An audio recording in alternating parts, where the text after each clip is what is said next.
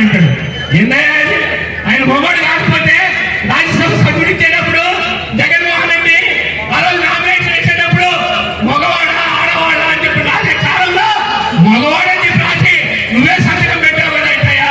మరి ఇప్పుడు మాట్లాడుతున్నావే చండాలకు మాట్లాడుతున్నావు మిత్రమా. మేము సంస్కారం అని ఎప్పుడు చూస్తా ఉన్నాం.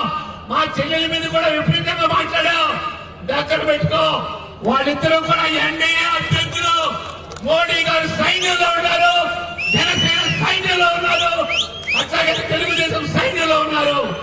మిమ్మల్ని గాన అతిగా గాన మాట్లాడావా మా కొల్లు జాగ్రత్తగా పెట్టుకో అని చెప్పని ఈ సభా వేదిక విధంగా నేనే సవాల్ చేస్తా ఉన్నాను.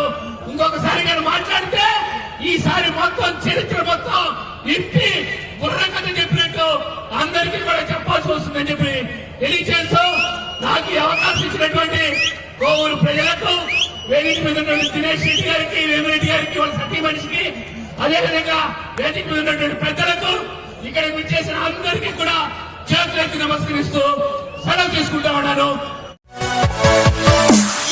కోవూరు పట్టణ బాపు వీధిలో కాటంరెడ్డి కృష్ణారెడ్డి ఆధ్వర్యంలో దాదాపు 100 కుటుంబాలు వైసీపీని వీడి టీడీపీలో చేరారు. ఈ సందర్భంగా కోవూరు టీడీపీ ఎమ్మెల్యే అభ్యర్థి వేమిరెడ్డి